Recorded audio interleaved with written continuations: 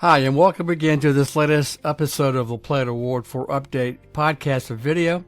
This is Dave Jenkins, your current Town Council member from Ward 4.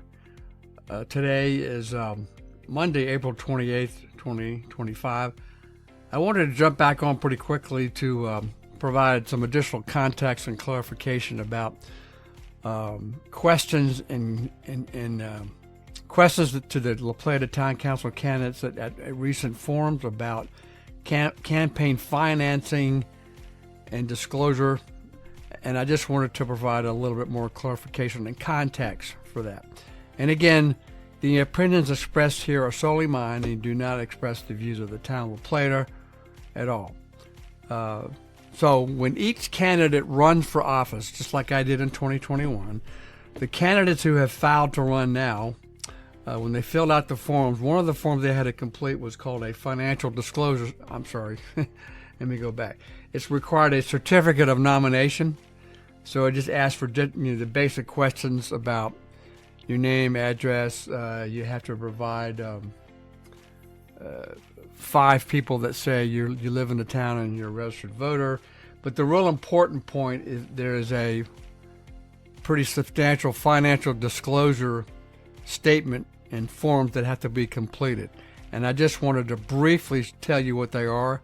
I'm going to give you the link in the notes to this video. But as part of this financial disclosure statement, the first one they ask you about is what they have different schedules. And the first one's called real property interest. You know, what properties do you own, whether it's here in the state of Maryland or outside the state. Schedule B is the interest in any corporation or partnerships. Schedule C talks about interest in non-corporate business entities doing business in the town of La Plata. Schedule D, have you received gifts? Schedule E, officers, directorships, salary employment, and similar interests. Schedule F is debts, you owe any debts.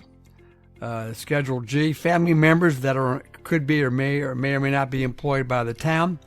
Schedule H is employment business ownership, and that's really that form. So each candidate that's running for office right now at the general election on May the 6th, they had to complete this form and submit it to the town for clarification and for validation. So once that was done, then they could run for office. And like I said, I'm going to give you a link to this as well in the notes to this video. And then annually, and I've done this, you have to file also an annual financial disclosure statement. That's required of each elected official, the mayor and the council, every year. And you submit that to the town, and then I believe it also goes up to the state, but it also goes to the Town Ethics Commission for their review. And it's the same schedule thing, same things they ask when you filed for office. It's the same kind of questions, and again, including so it's the same schedules. So I'm not going to repeat all those, but they do go to the Town Ethics Commission, and you're supposed to file those by April 30th of each year. So I filed my last one this year at the end of March. So that's on record, or it will be on record once the Ethics Commission reviews it and I get a notification that it's completed. So again, each year the town council and mayor have to file that form. Now, and that's not to say this is a perfect system, but I just wanted to provide some clarification. That's what we have to do when we run for office, that I had to do, and also once you're elected, it's an annual requirement. So that hopefully provide some information and context about how folks finance their campaigns, but also on an annual basis. And then just on a personal note, I know there were some other questions about disclosure of the current candidates and what they've, how they finance their campaigns. So just for, and I know I responded to one of the candidates as well. But just for the record, and just so you know, even though it's been 4 years.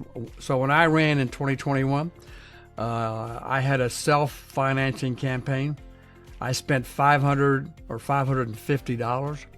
I received no outside contributions from any person or organizations, and I didn't ask for any as well. And frankly, I know this is hindsight, but I wouldn't accept it anyway. I don't feel it's necessary to do that from my own view. And I created a spreadsheet, so I have all those receipts of what I spent it on. It was primarily on getting signs made. I think I had 21 signs made that I posted around the town after I got permission from the property owners to put the signs on their properties. And then I spent some additional funds on creating little business cards with my campaign information on it.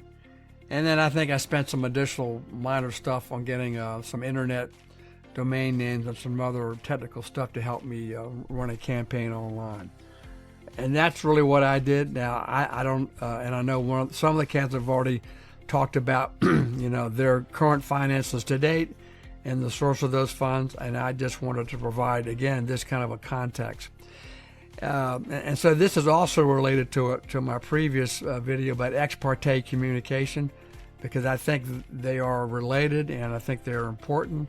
And I do think that the residents need to know up front and during the year, what as candidates, but also as elected officials, we should be transparent about those activities, because you don't want to have any sense of not being transparent. You want to be impartial when you have to make decisions at the council level with respect to the budget, reviewing development projects, and those types of activities. So I just wanted to quickly jump on and give you this very brief video update of what's required as a candidate when you file, and then on an annual basis to provide a financial disclosure statement.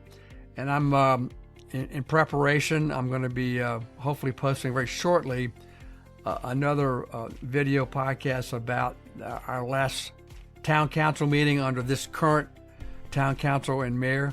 It was on April 22nd. We talked about the capital budget. So I'm preparing that, and hopefully I'll get that out pretty quickly. But what I'm waiting for is the link to the La Plata YouTube channel, which videotapes or that tape is on. The meeting video is on La Plata's YouTube channel, and I want to make sure that's up and running, and therefore I can refer to specific time hacks when we talked about the capital budget. So again, thanks for listening and watching. Again, I would urge everybody to vote. I know it sounds like a broken record, but I think, again, it's important that you have a say in who you want to lead your town in the next 4 years. So please get out and vote on Tuesday, May the 6th, 7 a.m. to 8 p.m. at the Town Hall. Thanks again. Stay well, stay healthy, and enjoy the spring weather.